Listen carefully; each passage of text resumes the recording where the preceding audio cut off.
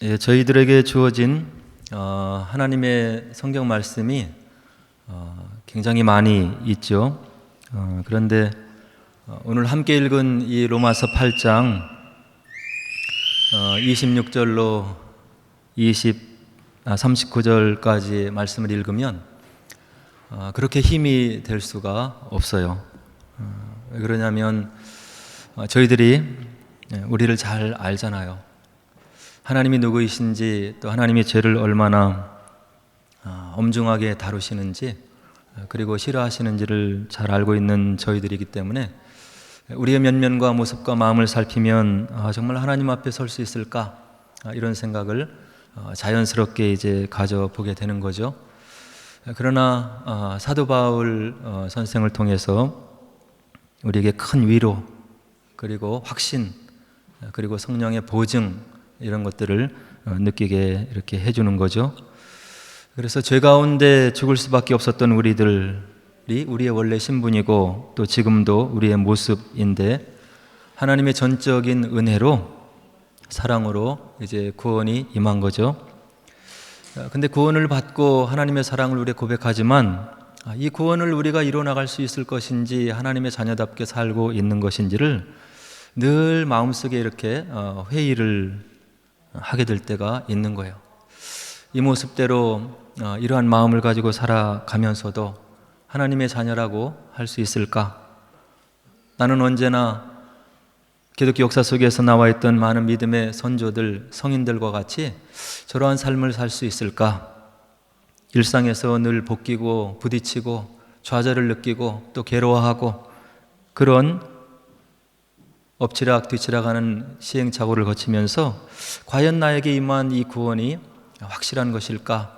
이런 생각을 한두 번쯤은 가져볼 수가 있는 거죠. 근데 오늘 그러한 우리들의 염려와 걱정을 오늘 본문의 말씀이 분명하게 이야기를 해주고 있는 거예요.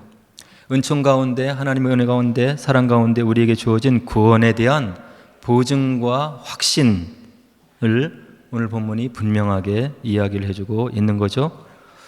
오늘 본문은 이와 같이 시작을 하고 있습니다. 26절로 27절. 이와 같이 성령도 우리의 연약함을 도우시나니 우리는 마땅히 기도할 바를 알지 못하나 오직 성령이 말할 수 없는 탄식으로 우리를 위하여 친히 간구하시느니라. 저와 여러분들 마음 가운데 성전 삼고 계신 성령께서 우리는 마땅히 기도할 바를 알지 못하는 거예요. 결정의 순간에 있어서도 어떤 것이 하나님의 뜻인지 지혜가 부족하고 연약해서 결단을 내리지 못하고 잘못된 결정을 내릴 때가 무수히 많이 있었고, 그러나 그런 우리의 마음 가운데 성령께서 계셔서 말할 수 없는 탄식으로 우리를 위하여 친히 간구하시는 분이 계시다고 하는 것을 사도 바울이 오늘 본문에서 이야기를 해주고 있는 거죠. 그리고 또 이어서 뭐라고 얘기를 하냐면, 마음을 살피시는 이가 성령의 생각을 아시나니, 하나님은 우리의 외모와 드러나는 것, 이런 것이 아니라 우리의 중심, 마음을 살피신다고 하는 거예요. 우리의 동기가 무엇인지, 의도가 무엇인지 눈에 보이는 사람의 눈으로는 헤아려 할 수 없지만 하나님께서는 불꽃 같은 눈으로 우리의 마음을 살피시는 그런 하나님이시라고 하는 거죠. 그래서 그렇게 우리를 살피시는 이가 성령의 생각을 아시나니 이는 성령이 하나님의 뜻대로 성도를 위하여 간구하심이니라. 우리는 의식하지 못하고 느끼지 못하지만 우리 마음 가운데 있는 성령께서 하나님의 뜻을 따라 간구하시는 은혜가 있고 역사가 있기 때문에 오늘 저와 여러분들이 이 자리에 있을 수 있다고 하는 이야기예요. 그럼 이 성령은 어떻게 이 땅에 보내진 것인가요? 요한복음 16장 7절에 보면 우리 예수님께서 분명하게 성령이 이 땅에 어떻게 오시는지에 대해서 이와 같이 이야기를 해주고 계세요. 내가 너희에게 실상을 말하노니, 사실을 말한다는 이야기죠. 내가 떠나가는 것이 너희에게 유익이라. 내가 떠나가지 아니하면 보혜사가 너희에게로 오시지 아니할 것이요 가면 내가 그를 너희에게 보내리니. 그토록 믿었던 예수님, 스승, 구세주, 예수님이 떠난다는 사실을 제자들과 따르는 사람들이 인정할 수가 없는 거예요. 로마 치하에서 그토록 믿었던 주님께서 떠나신다고 하면 이 어렵고 힘든 상황을 우리가 어떻게 지켜내며 또 믿음을 지킬 수 있을 것인가, 이와 같이 두려움에 떨고 있는 제자들에게 예수님께서 분명한 이야기를 해주시고 있는 거죠. 내가 떠나가는 것이 너희에게 유익이라. 내가 떠나가면 보혜사가 오실 것인데 시공간에 제한을 받지 않는 그 보혜사께서 너희를 위해서 기도하실 것이고 너희를 지키실 것이고 인도하실 것이다. 내가 가야 그분이 오시는 것이다. 이렇게 얘기를 하면서 성령이 이 땅에 오셔야 우리 믿는 자들에게 더욱 큰 유익이 되고 시공간을 초월해서 하나님의 임재와 도우심과 인도하심을 받을 수 있다고 하는 사실을 우리 주님께서 지상에 계실 때 제자들에게 분명한 음성으로 들려주시는 거죠. 우리가 구약에서 신약까지 쭉 보면 하나님의 뜻이 창세기에서부터 계시록으로 가면서 계속 더 분명하게 드러나고 있는 것을 볼 수가 있는 거죠. 성령도 마찬가지인 거예요. 구약에 처음 성령을 우리가 보면 구약에는 성령이 오늘 신약의 모든 사람들에게 임하여 있는 것이 아니고 특별히 하나님께서 어떤 새로운 시대를 여실 때, 그리고 누구를 특별히 불러서 그를 하나님의 뜻을 대행하는 그런 사람으로 부르고자 하실 때 그 사람에게 성령이 임했음을 구약을 통해서 우리가 확인할 수 있는 거예요. 창세기 1장 2절과 1장 3절에 보면 성령 하나님의 신이 수면 위에 운행하시더라 이렇게 되어 있으면서 3절에서 하나님이 말씀하심에 빛과 뭐 이런 것들이 있었더라 이렇게 이야기를 하는 거죠. 창조의 영으로 구약에서 처음 등장을 하시는 거예요. 그 다음에 출애굽기 15장 8절에 보면 이스라엘 백성이 출애굽할 때 이런 구절이 있는데요. 주의 콧김에 물이 쌓이되. 홍해가 갈라질 때 누가 역사하셨냐면 성령께서 역사하셨음을 이런 표현으로 해주고 있는 거죠. 구원의 영으로 구약에 나타나시는 성령의 모습을 볼 수 있고요. 그 다음에 이제 출애굽한 다음에 가나안 땅에 들어가서 사사시대를 맞이하게 되는데 처음 이스라엘 백성들을 인도할 사사로 온니엘이 선택이 되는데 하나님께서 그의 위에 성령이 가득 임하게 하시는 그런 장면을 볼 수가 있는 거예요. 온니엘이 내가 택한 너희들의 지도자이다 이런 것을 공적으로 인증해주는 그런 성령이 온니엘에게 개인적으로 임하게 되는 거죠. 그리고 사무엘상 16장 13절에 보면 다윗 왕에게도 성령이 임하게 되는데 우리 한글 성경에 나타나 있지 않는 그런 문구가 원문에는 있는데 지속적으로 다윗에게 성령이 임했음을 이 사무엘상 16장 13절이 이야기를 해주고 있는 거예요.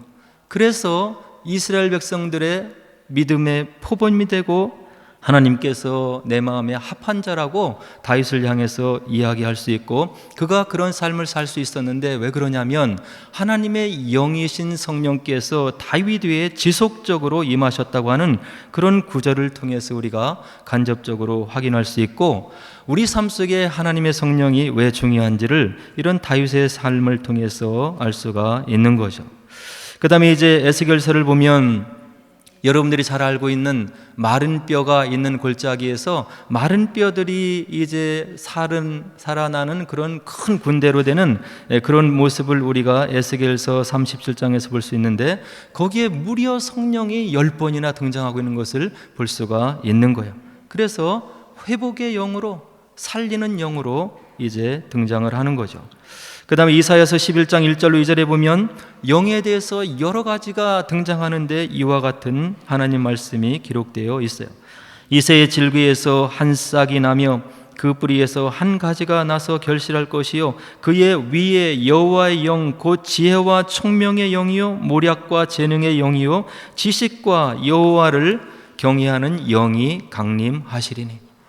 다시 말해서 앞으로 오실 메시아, 인간의 모든 문제를 해결하시고 하나님의 뜻을 이 땅에 온전히 성취하실 그 메시아가 오시게 되는데 그에게 이와 같은 성령의 모습이 충만하게 임할 것을 이사야가 성령의 감동 가운데 예언을 해주고 있는 거죠.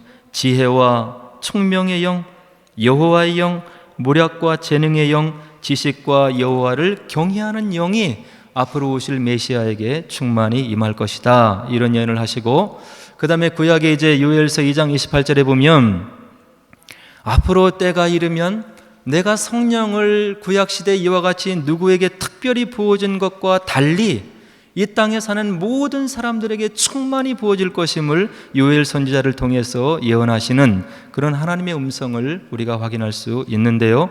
요엘서 2장 28절로 29절에 보면 그 후에 내가 내 영을 만민에게 부어주리니 너희 자녀들은 장래일을 말할 것이며 너희 늙은이는 꿈을 꾸며 너희 젊은이는 이상을 볼 것이며 그때 내가 또 내 영을 남종과 여종에게 부어줄 것이다. 하나님께서 요엘 선지자를 통해서 이와 같은 영이 이 땅을 사는 모든 사람들에게 충만히 임할 것을 약속해 주셨는데 그것이 예수님이 부활하시고 승천하신 다음에 마가 요한의 다락방에서 사도행전 2장에서 완전히 이루어지는 것을 우리가 확인할 수 있는데요. 사도행전 2장 1절로 4절에 보니까 오순절날이 이미 이름에 그들이 다 같이 한 곳에 모였더니 호련히 하늘로부터 급하고 강한 바람 같은 소리가 있어 그들이 앉은 온 집에 가득하며 마치 불의 혀처럼 갈라지는 것들이 그들에게 보여 각 사람 위에 하나씩 임하여 있더니 그들이 다 성령의 충만함을 받고 성령이 말하게 하심을 따라 다른 언어들로 말하기를 시작하니라. 구약에 특별하게 새 시대를 열을 때 그리고 하나님의 사역을 이루어나가기 위해서 특별하게 부름 사람들에게 임했던 그런 특별한 성령이 요엘서의 예언이 사도행전에서 성취되므로 오늘 예수님 이후의 신약시대를 살고 있는 저희들에게 이 성령이 개인에게 충만히 임하는 그런 은혜를 우리가 지금 누리고 있다고 하는 이야기예요. 하나님의 은혜로, 하나님의 섭리로 하나님의 뜻을 헤아려 알 수 있는 성령께서 저와 여러분들 마음에 성전 삼고 우리와 함께 계심을 우리가 생각할 때 이 은혜에 합당한 삶을 살기 위해서 우리가 고민해야 되고 그리고 기도해야 되고 하나님께 정말로 감사를 해야 되겠다 하는 생각을 오늘 본문을 통해서 다시 한번 가져보게 되는 거죠. 그럼 이와 같이 부르심을 받은 자들에게 하나님께서 주시는 축복이 오늘 본문에 분명히 나타나 있는데요. 28절에 보니까 우리가 알거니와 하나님을 사랑하는 자 곧 그의 뜻대로 부르심을 입은 자들에게는 모든 것이 합력하여 선을 이루느니라. 구원을 받은 다음에 그의 뜻대로 하나님의 뜻대로 부르심을 받은 저와 여러분들 모든 것이 합력하여 선을 이룬다고 오늘 본문의 말씀이 바울의 입을 통해서 우리들에게 축복의 말씀으로 주어지고 있는 거예요. 구원받은 다음에 하나님의 자녀로 회복된 다음에 우리를 형통케 하시는 하나님의 역사가 있음을 오늘 본절이 분명히 이야기를 해주고 있는 거죠. 그리고 또 기억할 것은 모든 것이 합력하여 선을 이룬다. 우리의 실패, 우리의 부족함, 우리의 연약함, 우리의 넘어짐 이런 것도 하나님께서 다 합력하여서 선을 이루어 주신다고 하는 약속의 말씀을 바울이 우리들에게 전해주고 있는 거예요. 실패하면, 넘어지면, 아픔이 있고 좌절이 있지만 그것을 통해서 저와 여러분들의 인격이 성장을 하는 거예요. 실패를 통해서, 아픔을 통해서 하나님께서 나의 마음속에, 나의 삶 속에 무엇을 원하는지를 깨달아 알기 때문에 하나님의 마음을 읽어나갈 수 있는 믿음의 역량이 자라기 때문에 그 실패도 우리에게 유익이 되겠다고 하는 것을 오늘 바울이 우리들에게 보증의 말씀으로 해주고 있는 거예요. 또 어떤 축복이 있습니까? 29절에 아들의 형상을 본받게 하신다. 예수님의 인격, 어려운 사람들을 살피고 하나님의 뜻에 전적으로 순종하고 그리고 이 땅에 있는 사람들을 위해서 가진 모든 것을 내어주신 예수 그리스도의 인격을 본받게 하려고 하는 우리의 삶에 하나님의 두신 목적이 있다고 하는 이야기예요. 그리고 30절에 뭐라고 또 확정합니까? 또 미리 정하신 그들을 또한 부르시고 부르신 그들을 또한 의롭다 하시고 의롭다 하신 그들을 또한 영화롭게 하셨느니라. 성경 말씀을 보면 믿음의 선조들이 위대한 삶을 살았지만 그 성경을 구절 구절 그 내막을 읽어보면 들여다보면 그들의 삶과 그들의 인격이 위대해서가 아니라 그들의 삶을 능력의 오른손에 붙드시면서 인도해 나가시면서 성장하게 하시고 기다려주시고 그들의 삶을 지도하신 하나님의 보이지 않는 큰 손이 있었음을 우리가 성경에서 확인할 수 있는 거예요. 저와 여러분들이 부족해도 하나님의 열심으로 우리를 빚어내시고 우리를 키워내시고 우리의 인격이 자랄 수 있도록 섭리하시고 인도하시고 지도하시는 하나님의 열심이 있음을, 그리고 그 열심을 우리가 믿어야 함을 30절이 이야기를 해주고 있는 거예요.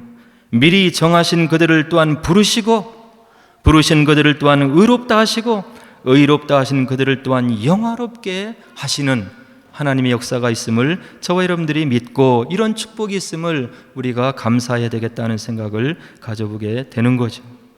그리고 이러한 우리에게 임한 구원의 하나님의 사랑의 확증을 사도 바울이 계속해서 이야기를 하고 있는데요, 하나님이 우리를 위하시면 우리를 대적할 자가 없는 것이다.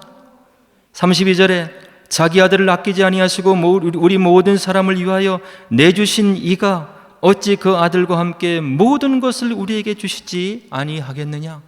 하나님이 누구이시냐?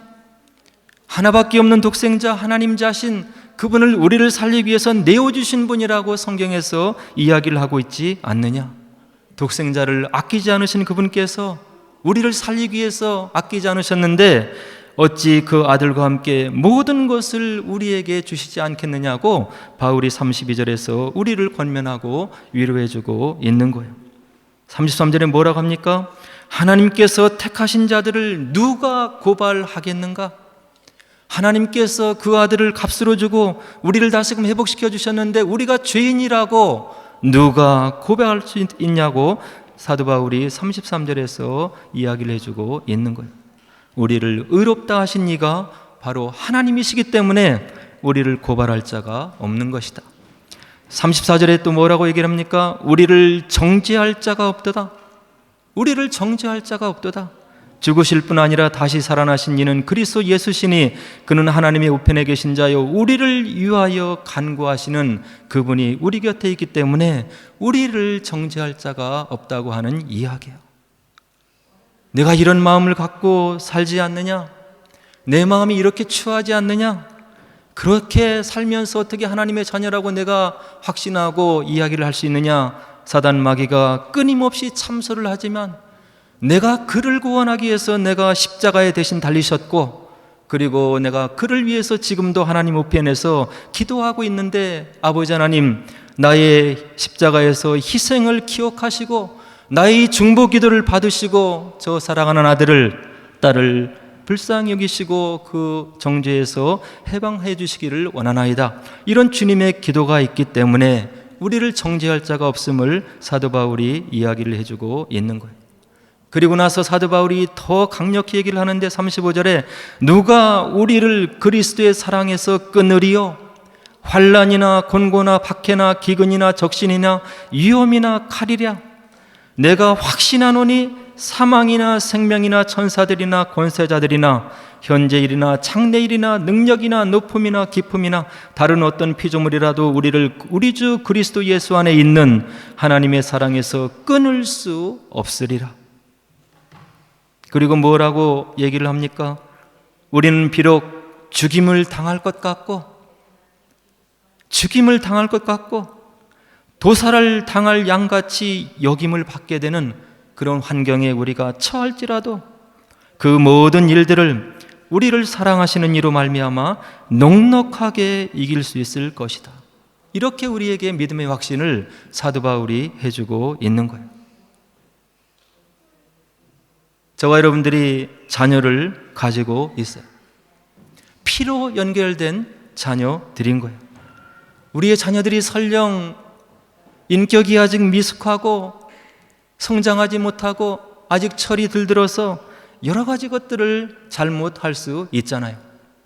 부모 마음을 아프게 하고 또 속을 썩일 때도 있고, 그렇다고 해서 부모가 그를 당장에 관계를 끊어버리고 그를 죽일 수는 없는 거라고 생각할 수 있는 거죠. 하나님도 마찬가지이신 거예요. 우리의 구원을 허락하시고 우리가 하나님의 자녀가 되신 다음에 그런 회복의 은총을 받은 다음에 저와 여러분들이 부족해서 아직 믿음의 인격이 연약해서 잘못된 결정을 내리고 그리고 부족한 결정과 판단 가운데 설령 미혹되고 쓰러지고 넘어지고 이런 미혹한 모습을 우리가 보인다 하더라도 하나님께서 그것으로 인해서 우리를 그리스도의 사랑에서 끊을 수가 있겠냐고 오늘 사도 바울이 우리들에게 위로와 권면을 해주고 있는 거예요. 구원받은 다음에 이 땅에서의 삶이 바로 성장의 과정이고 하나님의 마음을 알아나가는 그런 과정이고 이런 엎치락 뒤치락하는 그런 과정을 통해서 주님께서 원하시는 장성한 분량까지 자라기를 원하시는 하나님의 섭리가 저와 여러분의 삶 속에 놓여 있음을 우리가 분명히 기억을 하시고 우리를 향한 하나님의 그 크신 은혜의 사랑의 확증을 분명히 믿으시고 또 우리 삶 속에 일어나는 모든 일에 하나님의 인도하심의 섭리가 있음을 믿으시고 그리고 그 모든 일을 합력하여 우리에게 선으로 이루어 주심을 믿으시고 우리의 삶의 현장에서 낙담하지 마시고 그리고 믿음의 격려를 받으시고 그리고 우리가 주님을 생각하면서 믿음의 열매를 맺을 수 있는 저와 여러분의 삶이 되시기를 주님의 이름으로 간절히 축원을 드립니다. 이제 우리 함께 기도하도록 하겠습니다.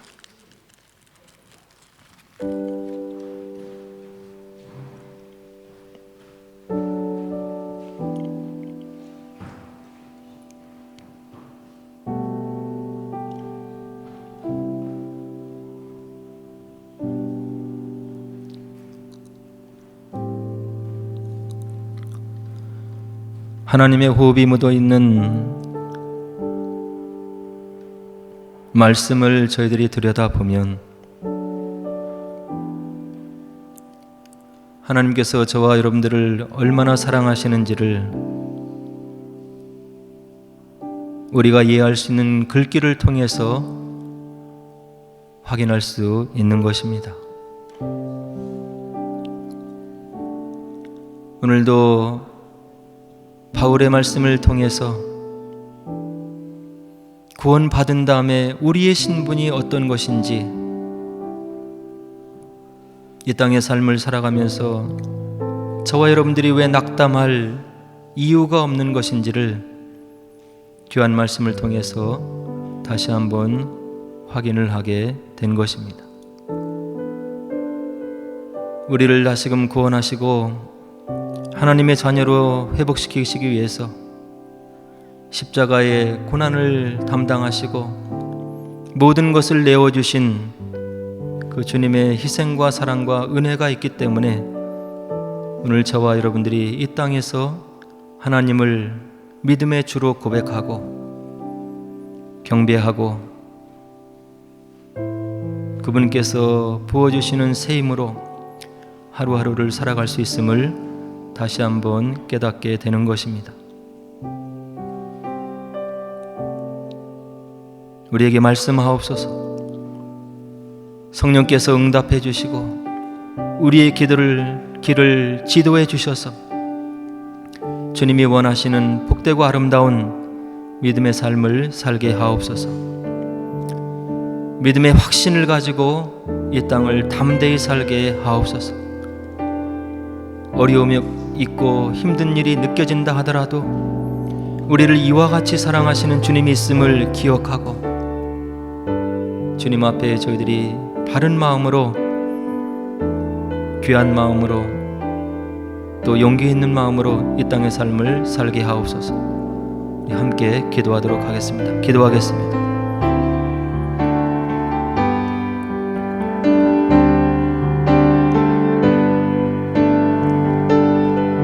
하나님 아버지 감사를 드립니다.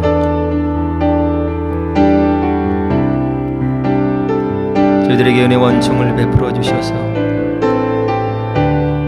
우리를 향하신 주님의 사랑이 어떠한지를 마음속에 새기게 만들어 주시고 주님 앞에 흔들리지 않는 마음으로 이 땅의 삶을 살아갈 수 있는 저희들 될 수 있도록 은혜와 은총을 허락하여 주시기를 원합니다. 저희들이 갈 길을 알지 못하고